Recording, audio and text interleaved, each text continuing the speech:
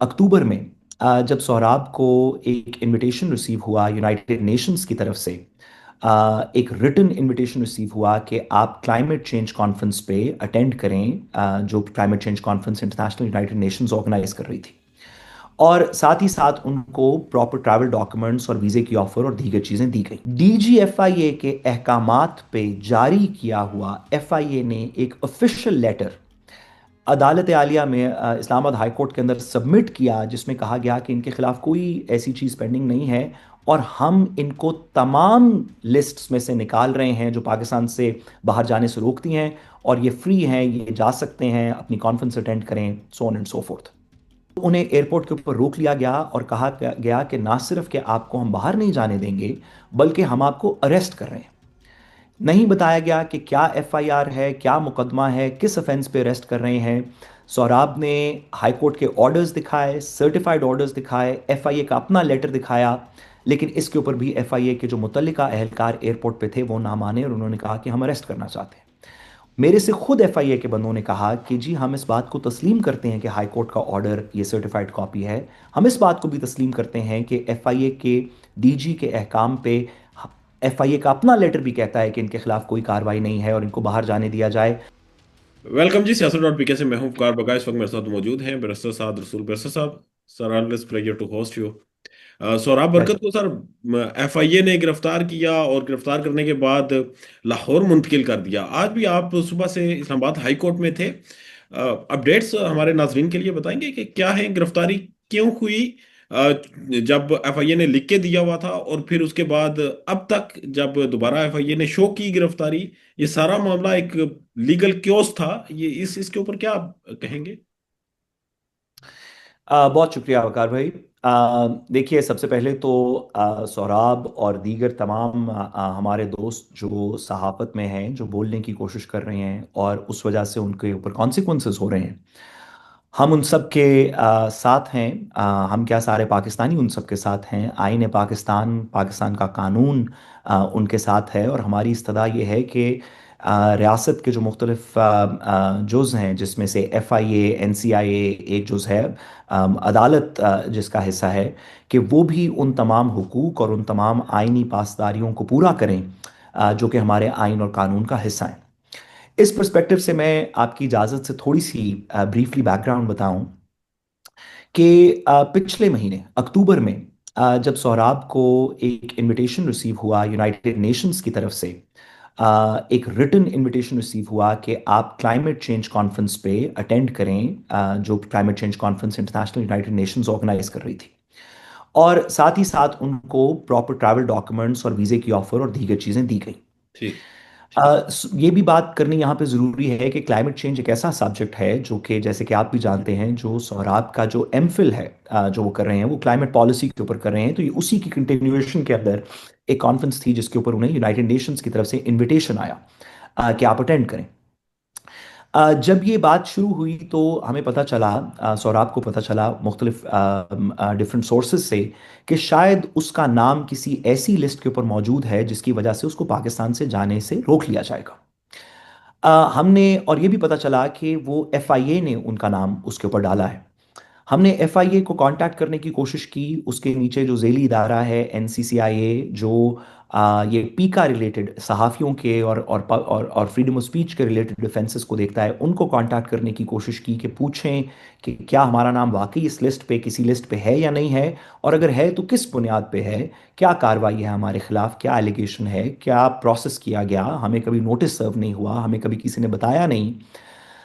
FIA की तरफ से हमें इस पे कोई जवाब मौसूल नहीं हुआ। जब एफआईए से कोई जवाब मौसूल नहीं हुआ तो हमने इस्लामाबाद हाई कोर्ट के अंदर एक रिट दायर कर दी सौरा बरकत के परस्पेक्ट के तरफ से, और फाजिल जस्टिस मोहम्मद आसिफ साहब ने उस मुकदमे को सुना, और मुतद्दद हेयरिंग्स के ऊपर, तीन चार हेयरिंग्स हुई, जिसपे बार बार एफआईए से, एनसीसीआईए से, इस्लामाबाद पुलिस से, वफाकी हुकूमत से ये पूछा गया कि क्या कोई ऐसी इन्वेस्टिगेशन, कोई ऐसी इंक्वायरी, कोई ऐसी इन्वेस्टिगेशन, कोई ऐसा मुकदमा, कोई एफआईआर ऐसी मौजूद है जिसकी बेसिस पे सौराब बरकत को आपने पाकिस्तान जाने से रोकने की लिस्ट के ऊपर, जिसको पीएनआईएल लिस्ट कहते हैं, उस पर डाल दिया गया है।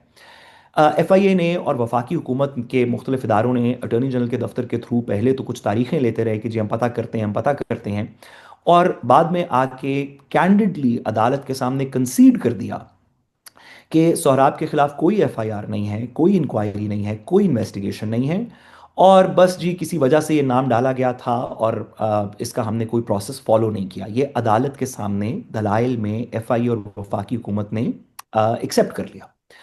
जब एक्सेप्ट कर लिया तो अदालत आलिया ने मैंने जैसे कहा, जस्टिस मोहम्मद आसिफ साहब ने इस्लामाबाद हाई कोर्ट से एक 31 अक्टूबर को, अब से 28 दिन पहले, एक ऑर्डर जारी किया कि क्योंकि कोई कानूनी मजाज नहीं है, कोई जवाज नहीं है, कोई इन्वेस्टिगेशन नहीं है, कोई मुकदमा नहीं है, तो सोहराब बरकत को पीएनआईएल के ऊपर नहीं डाला जा सकता और फिल फौर उसका नाम हर लिस्ट में से निकाला जाए और उसे मुल्क से बाहर जाने की इजाज़त दी जाए, जो कि उसका कानूनी और आईनी हक है। ये ऑर्डर 31 अक्टूबर को इस्लामाबाद हाई कोर्ट ने जारी किया। उसी दिन हमने सर्टिफाइड कॉपी ऑर्डर की, एफआईए को कम्युनिकेट की, डीजीएफआईए के दफ्तर तक कम्युनिकेट की, एनसीसीआईए के दफ्तर में कम्युनिकेट की, मुतल्लिका जितने भी वफाकी हुकूमत के इदारे थे, हमने अटॉर्नी जनरल के दफ्तर के थ्रू और ख़ुद भी सर्टिफाइड कॉपीज़ कम्युनिकेट की। और सोहराब की फ़्लाइट अकॉर्डिंगली हमने फ़िक्स करवा दी, कोई 19-20 के करीब उसने जाना था। जिस जिस फ्लाइट से पहले पता चला कुछ दिन पहले कि अदालत ने हुक्म तो सादर कर दिया है निकालने का, लेकिन इसके बावजूद एफआईए ने उस हुक्म को इम्प्लीमेंट नहीं किया और लिस्ट से नहीं निकाला, और जब भी वो एयरपोर्ट जाएंगे उन्हें रोक लिया जाएगा। हमें बताया गया था कि रोक लिया जाएगा। ठीक है। अभी अरेस्ट गिरफ्तारी की कोई बात नहीं हुई थी। हमने वापस अदालत आलिया में कंटेम्प्ट फाइल की और कहा कि आपके हुक्म किताब है, जो हुक्म इस्लामाबाद हाई कोर्ट ने दिया था कि आप सोहराब बरकत को फिल फॉर तमाम लिस्ट्स में से निकाल के बाहर जाने की इजाज़त दें, उस हुक्म की हुक्म अदूली हो रही है और एफआईए और एनसीसीआईए नहीं निकाल रही सोहराब का नाम मुतल्लिका लिस्ट में से। अदालत ने उस कंटेम्प्ट की प्रोसीडिंग में वापस वफाकी हुकूमत को बुलाया, एफआईए को बुलाया, एनसीसीआईए से जवाब मंगवाया और पूछा कि क्या वजह है, क्या कोई मुकदमा पेंडिंग है, क्या कोई और चीज़ पेंडिंग है, आप क्यों इनको नहीं निकाल रहे। ठीक। फिर मुतद्दद बार, तारीख 2-3 तारीखों के बाद, एफआईए ने अटॉर्नी जनरल के दफ्तर के थ्रू वापस अदालत को बताया कि ऐसा कोई मुकदमा नहीं है, ऐसी कोई इन्वेस्टिगेशन, कोई इंक्वायरी नहीं है। और 24/11 को, अब से 3-4 दिन पहले, 24 नवंबर को, डीजीएफआईए के अहकामात पे जारी किया हुआ एफआईए ने एक ऑफिशियल लेटर अदालत आलिया में इस्लामाबाद हाई कोर्ट के अंदर सबमिट किया, जिसमें कहा गया कि इनके खिलाफ कोई ऐसी चीज़ पेंडिंग नहीं है और हम इनको तमाम लिस्ट्स में से निकाल रहे हैं जो पाकिस्तान से बाहर जाने से रोकती हैं, और ये फ्री हैं, ये जा सकते हैं, अपनी कॉन्फ्रेंस अटेंड करें, so on and so fourth. ठीक है। एफआईए के इस तहरीर शुदा लेटर के ऊपर, जो डीजीएफआईए के हुक्म से जारी किया गया था, जो अदालत में सबमिट हुआ, 24 नवंबर को अदालत ने फिर से एक ऑर्डर पास किया और कहा कि कोई मुकदमा, क्योंकि कोई इन्वेस्टिगेशन, कोई चीज़, सोहराब के खिलाफ कोई एलिगेशन नहीं है, कोई वजह नहीं है, कोई लीगल प्रोसेस फॉलो नहीं हुआ, कोई नोटिस सर्व नहीं हुआ, किसी मुकदमे में बुलाया नहीं गया, कोई ऐसी बात नहीं है, तो हम, अब एफआईए ने ये खुद लिख के दे दिया है कि हमने इनको तमाम लिस्ट में से निकाल दिया है, तो अब इनको बाहर जाने की इजाज़त है और ये जाके अपनी कॉन्फ्रेंस अटेंड कर सकते हैं। उसके 2 दिन बाद ये ऑर्डर 24 को मिला।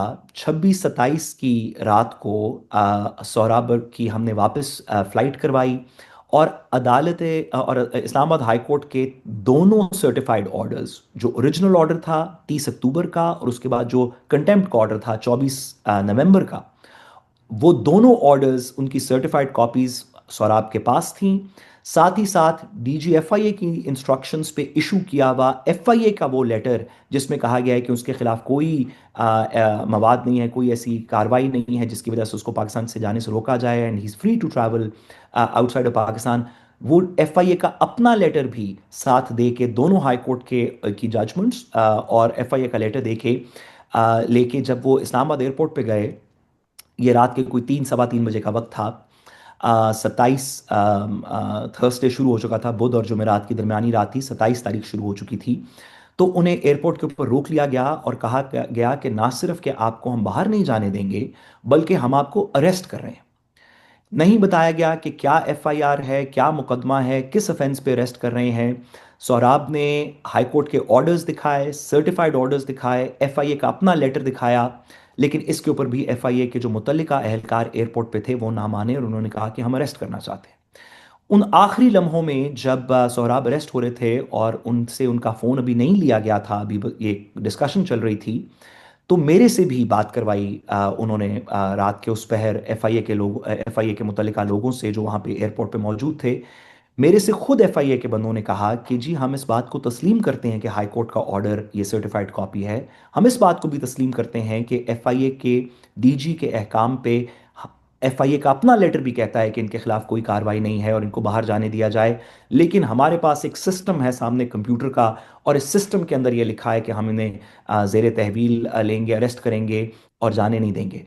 मैंने उनसे बहस की कि जी ये सिस्टम तो आपका अपना सिस्टम है, अगर उसके अंदर हाई कोर्ट के ऑर्डर जो आपको रिसीव हो चुका है उसके बावजूद आपने अपना सिस्टम अपडेट नहीं किया, अगर ये आपका टोटल जवाब है, तो हम तो आपका सिस्टम नहीं अपडेट कर सकते। आप अपना सिस्टम खुद अपडेट कर लें, हाई कोर्ट से पता कर लें, एफआईए के सीनियर एहलकार से पता कर लें, यही ऑर्डर है, यही हमारा मौकफ है, यही एफआईए का मौकफ अदालत में था। उन्होंने कहा जी कि हमने पता भी कर लिया है, ये आप दुरुस्त कह रहे हैं, ये ऑर्डर्स वैलिड हैं, लेकिन क्योंकि हमारे सिस्टम में ये चीज़ अभी अपडेट नहीं हुई तो हम इनको जाने भी नहीं देंगे और अरेस्ट भी करेंगे। ठीक है। इस बात के बाद सौराब से राब्ता मुनक़ता हो गया और पता चला कि उन्हें एफआईए ने इस्लामाबाद एयरपोर्ट पे अरेस्ट कर लिया। हमने ये सोचा कि अब जो भी इसमें इलीगल अरेस्ट हुआ है, कानून की आर्टिकल 10 के मुताबिक ये पाबंद है एफआईए और तमाम सरकारी महकमे के वो 24 घंटे के अंदर अंदर किसी भी अरेस्टेड शख्स को अब मैजिस्ट्रेट के सामने पेश करेंगे रिमांड लेने के लिए। तो हमने ये सोचा कि जो एनसीसीआईए का यहाँ पे मुतल्लिका जज साहब हैं, मैजिस्ट्रेट साहब हैं, एडिशनल सेशन जज साहब हैं, उनके सामने सोहराब को अगले दिन यानी कि कल का दिन पेश किया जाएगा और हम वहां पे जाके मुतल्लिका हाई कोर्ट के ऑर्डर्स दिखाएंगे और बात खत्म हो जाएगी। अगले दिन 24 घंटे के अंदर जो सोहराब को पेश करना था इस्लामाबाद के अंदर, उसको किसी अदालत में पेश नहीं किया गया। मैं आपसे ये गुजारिश करूं कि हफ्ते बेजा के केसेस के अलावा, जो मिसिंग पर्सनस के केसेस हैं उसके अलावा, कोई ऐसी नज़ीर नहीं है जहां पे किसी को आप अरेस्ट करें और 24 घंटे के अंदर किसी मैजिस्ट्रेट के सामने पेश ना करें। हमारी जूरिस्प्रूडेंस में सिर्फ मिसिंग पर्सनस के वो केसेस हैं जिनको 24 घंटे में पेश नहीं किया जाता, जिसमें माजी में कुछ सहाफ़ी भी रहे हैं। लेकिन कानून की रिक्वायरमेंट ये है कि आपने पेश करना था।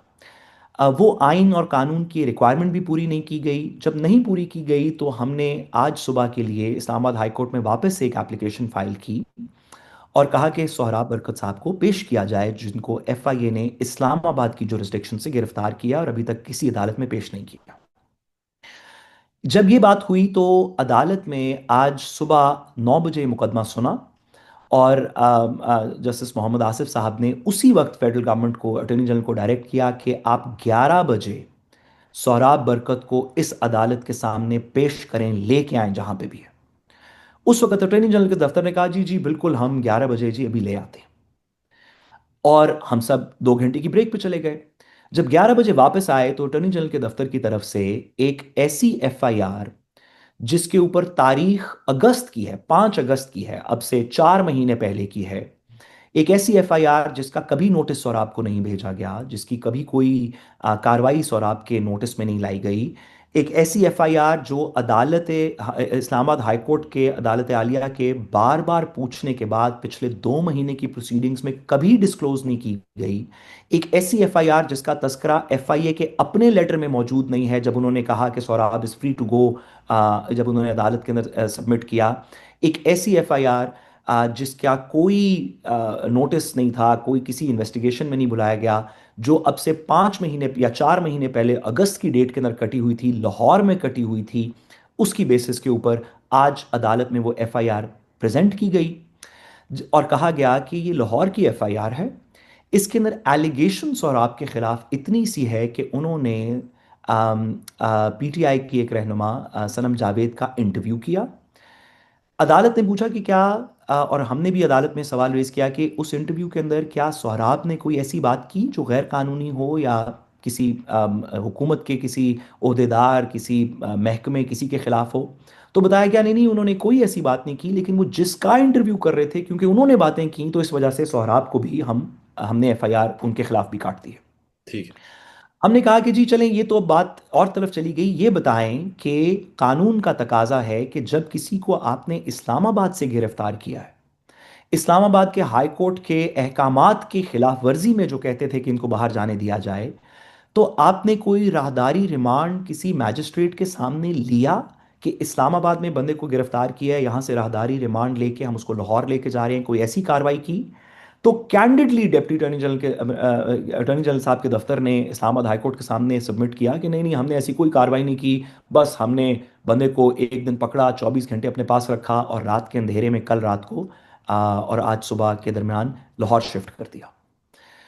इस्लामाबाद हाई कोर्ट ने उनसे कहा कि आप फौरन अगले, इसकी क्या रिपोर्ट है, कैसे किया, ये कैसे, इस्लामाबाद, आप भी शायद वहाँ अदालत में मौजूद थे तो आपको याद होगा कि जस्टिस मोहम्मद आसिफ साहब ने बार बार कहा कि आप कैसे कर सकते हैं कि आप एक शख्स को बगैर किसी राहदारी रिमांड के रात के अंधेरे में गिरफ्तार करें, 24 घंटे रखें और फिर बगैर किसी को बताए लाहौर शिफ्ट कर दें। अटॉर्नी जनरल साहब के दफ्तर के साथ का पास इसका कोई जवाब नहीं था, एफआईए एनसीसीआईए के पास इसका कोई जवाब नहीं था। उन्होंने कहा जी बस वो लाहौर जा चुके हैं। जज साहब ने उनसे एक तफसीली रिपोर्ट आज शाम के लिए तलब की कि आज शाम को सबमिट की जाए, और साथ ही साथ वापस मुकदमे को मंडे के लिए वापस हेयरिंग के लिए फिक्स कर दिया है, जिसमें अब इसमें मजीद आगे कुछ बहस होगी, कंटेम्प्ट की प्रोसीडिंग्स होंगी, दीगर चीज़ें होंगी। इसी दौरान ये मुकदमा 11 बजे के करीब जब कंक्लूड हुआ और हमें पता चला अटॉर्नी जनरल के दफ्तर से कि सौराब को इस्लामाबाद में लाहौर में पेश किया गया है, तो उससे पहले ही हमारी वकला की टीम, क्योंकि सोशल मीडिया पे बहस चल रही थी कि शायद उसको लाहौर ले गए हैं, हमारी वकला की टीम लाहौर में मौजूद थी उन अदालतों में 11 बजे तक तो किसी सूरत सौराब को पेश नहीं किया गया। 12:30 बजे के करीब सौराब को लाहौर की मुतल्लिका अदालत के अंदर पेश किया गया। वही एफआईआर जो अगस्त की है वो दिखाई गई, जिसके अंदर सौराब का कोई रोल नहीं है, कोई एंटी स्टेट स्टेटमेंट नहीं है, कोई एंटी गवर्नमेंट स्टेटमेंट नहीं है, किसी शख्स के खिलाफ स्टेटमेंट नहीं है, किसी इदारे के खिलाफ स्टेटमेंट नहीं है। वो बस इंटरव्यू कर रहे हैं और जो इंटरव्यू कर रहा है उसने अपनी मुतल्लिका स्टेटमेंट्स दी हैं। बाय द वे, जिनका इंटरव्यू हो रहा है वो ऑलरेडी जेर हिरासत है, वो अपने बातों की कार्रवाइयाँ ऑलरेडी कानूनी तौर पे परसू कर रहे हैं। सोहराब का उसके अंदर कोई लेना देना नहीं था। इसके बावजूद एफआईए ने कहा कि हमें 30 दिन का रिमांड दिया जाए। हमने अदालत के सामने ये जो गैर कानूनी राहदारी रिमांड के बगैर सौराब को इस्लामाबाद से लाहौर ट्रांसफ़र करने की बात भी की, इस्लामाबाद हाई कोर्ट के ऑर्डर्स भी दिखाए, एफआईए का अपना लेटर भी दिखाया जहाँ पे लिखा है कि उनके खिलाफ, सौराब के खिलाफ कोई ऐसी बात नहीं है जिसकी वजह से उनको पाकिस्तान से जाने से रोका जाए। इस सब के बावजूद एफआईए ने वहाँ पे पेश होके, लाहौर में पेश होके 30 दिन के फिजिकल रिमांड की इस्तदा की।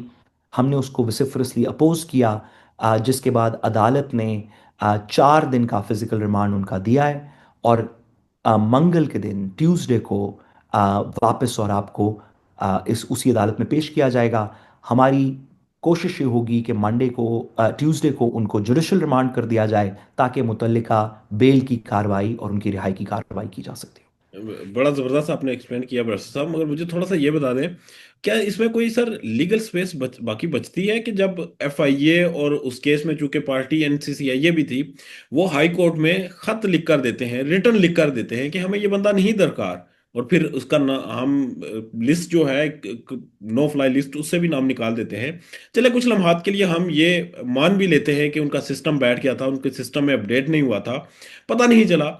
अगर सिस्टम नहीं चल रहा तो फिर उसे गिरफ्तार करना और फिर उसे ले जाना और गिरफ्तार बगैर किसी, ये जो राहदारी रिमांड है, क्या क्या यही मैं जानने की कोशिश कर रहा हूँ, इसमें कोई लीगल स्पेस बनती है कि जब आप लिख कर दें और मौजूद अदालत में लिख के देने के बाद आप बगैर कोई रिमांड लिए आप उसे किसी दूसरे शहर मुंतकिल कर दें, और फिर वहां पर जाकर आप किसी और शख्स के खिलाफ जो एफआईआर है, चूंकि सनम जावेद उस एफआईआर में गिरफ्तार है, जिस एफआईआर में सौराब को गिरफ्तार किया गया, वो सनम जावेद की एफआईआर थी, सनम जावेद का मामला था, सौराब तो जस्ट उसमें होस्ट थे। फिर उसमें यह लिखा गया कि सौराब इसका सियासत डॉट पीके को चलाते हैं, इसको मॉनिटर करते हैं, इसको रन करते हैं। वो तो एक एंकर थे सर, एक एंकर वहां पर, और उसके खिलाफ आप एफआईआर दे दें। हालांकि उस इंटरव्यू में, उस एफआईआर में कहीं भी जिक्र भी नहीं कि सौराब ने कुछ कहा हो। तो क्या है। लीगल स्पेस बनती है कि इसकी गिरफ्तारी हो सके और वो अदारा करे जो खुद लिख कर दे 2 दिन पहले कि हमें नहीं गिरफ्तारी इसकी चाहिए? जैसे कि आपके सवाल से वाज़ेह है कि इसमें कोई लीगल स्पेस नहीं बनती। आर्टिकल 10 आईन पाकिस्तान का वाज़े तौर पे कहता है कि आपने किसी को किसी भी वजह से अगर अरेस्ट किया है तो आपने 24 घंटे के अंदर उसको मैजिस्ट्रेट के सामने पेश करना है। वो 24 घंटे के अंदर मैजिस्ट्रेट के सामने कहीं और आपको पेश नहीं किया गया।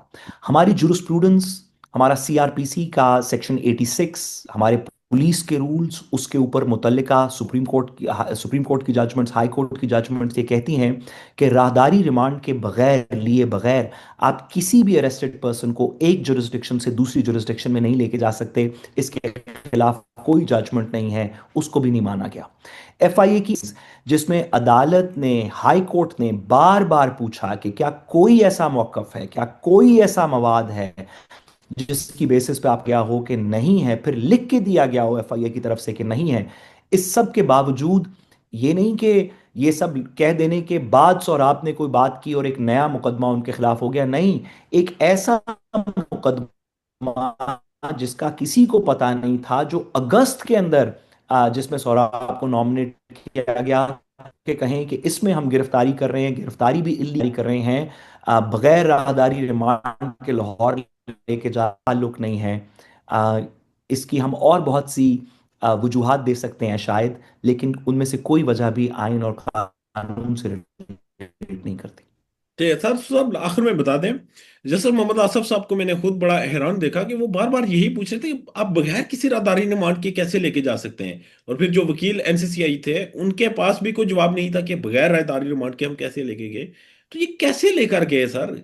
गिरफ्तारी इस्लामाबाद एयरपोर्ट से होती है, मतलूब किसी मुकदमे में है नहीं, बगैर मैं किसी आपको राहदारी। बताऊं कि दफा नहीं था कि जस्टिस मोहम्मद आसिफ साहब ने हैरानगी का इजहार किया इस मुकदमे में, जब सोहराब को पीएनआईएल के अंदर डाला गया और हमने बताया कि ना उसका प्रोसेस फॉलो किए। पीएनआईएल का एक प्रोसेस है जिसको फॉलो करके बंदे को नोटिस दे के दीगर चीजें करके डाला जाता है।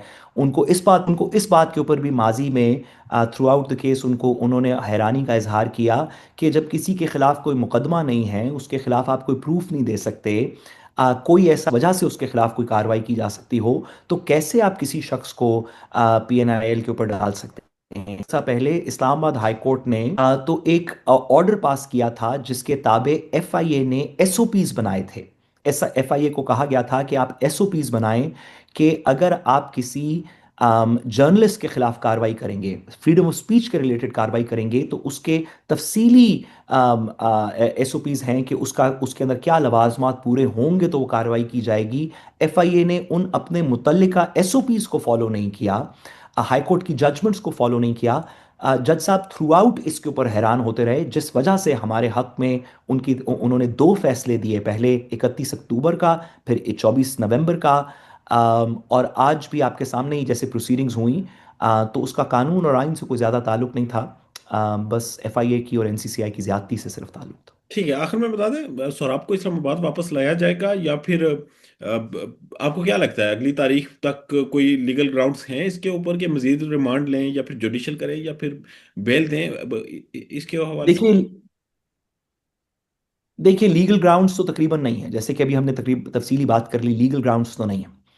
अब सिस्टम कितनी जल्दी इस बात को तस्लीम करता है कि लीगल ग्राउंड्स नहीं है और आगे की कार्रवाई कानून के मुताबिक होती है, ये कहना थोड़ा सा मुश्किल है। हम पोस्ट 27th अमेंडमेंट सिस्टम में रह रहे हैं, तो ये कहना थोड़ा सा मुश्किल है।